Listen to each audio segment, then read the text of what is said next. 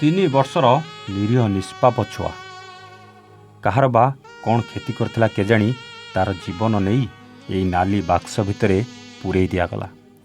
Police ଆସିଲା, ତଦନ୍ତ କଲା।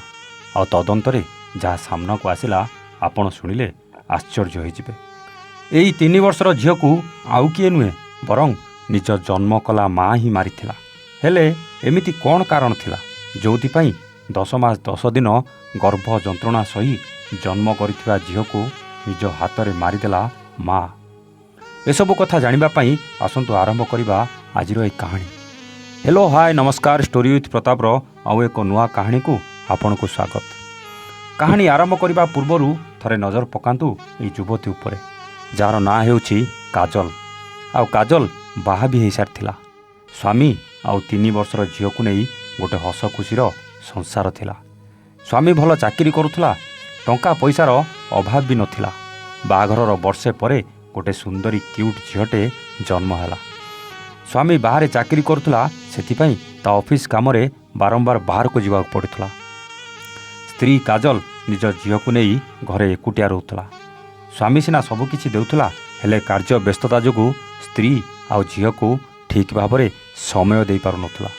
ସ୍ତ୍ରୀ କାଜଲ ଏକା ଏକା ଘର ଭିତରେ ରହି ବୋର୍ ହୋଇଯାଉଥିଲା। ଆଉ ଟାଇମ୍ ପାସ୍ କରିବାକୁ ଗୋଟେ ବୋଲି ମାଧ୍ୟମ ସୋସିଆଲ ମିଡ଼ିଆକୁ ବାଛିଥିଲା।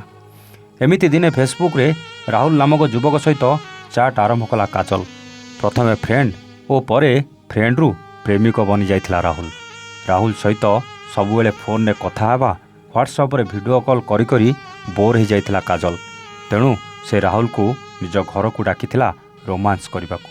ରାହୁଲ କାଜଲର ସ୍ୱାମୀ ନଥିଲା ବେଳେ କାଜଲ ସହିତ ରୋମାନ୍ସ କରିବାକୁ ଘରକୁ ଆସିଯାଉଥିଲା। ଆଉ କାଜଲ ରାହୁଲ ଆସିବା ପୂର୍ବରୁ 3 ବର୍ଷର ଝିଅକୁ ଶୋଇ ପକାଉଥିଲା, କାହିଁକିନା ତାଙ୍କ ରୋମାନ୍ସରେ ସେ ବାଧା ଦେବ ନାହିଁ ବୋଲି। କିନ୍ତୁ ସେଦିନ କାଜଲ ରାହୁଲ ସହିତ ବେଡରୁମ୍ ଭିତରେ ଉଲଗ୍ନ ହେଇ ରୋମାନ୍ସ କରିବା ସମୟରେ ଏହି 3 ବର୍ଷର ଝିଅ ଉଠି ପଡ଼ିଥିଲା। ଆଉ ସିଧା ଉଠିପଡ଼ି ନିଜ ମାଆକୁ ଖୋଜି ଖୋଜି ବେଡରୁମ୍ ଭିତରକୁ ପଶି ଯାଇଥିଲା। ନିଜ ମା ଆଉ ରାହୁଲକୁ ଏମିତି ଅବସ୍ଥାରେ ଦେଖି ଏଇ କୁନି ଝିଅଟି ରାହୁଲକୁ ମାରିଥିଲା। ଛୋଟ ଛୁଆ କିଛି ଜଣା ନଥିଲେ ବି ନିଜ ମା ସହିତ ଆଉ କାହାକୁ ଦେଖିଲେ ସହିପାରନ୍ତିନି।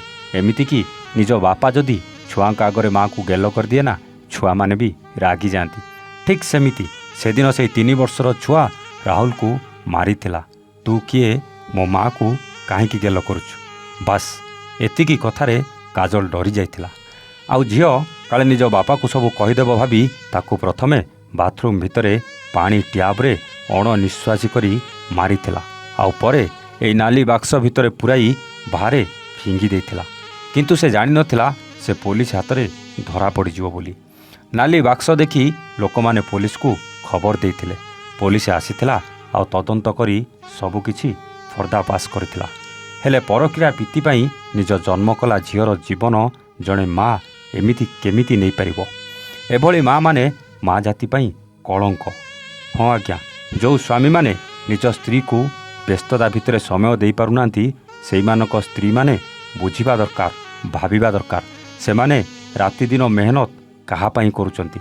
ସେଇ ସ୍ତ୍ରୀ ଆଉ ପିଲାଛୁଆଙ୍କ ପାଇଁ ତ ଏତେ ସବୁ କରୁଛନ୍ତି। ତାଙ୍କୁ ଖୁସିରେ ରଖିବାକୁ ତ ମୁଣ୍ଡଝାଳ ତୁଣ୍ଡରେ ମାରି କଷ୍ଟ କରୁଛନ୍ତି।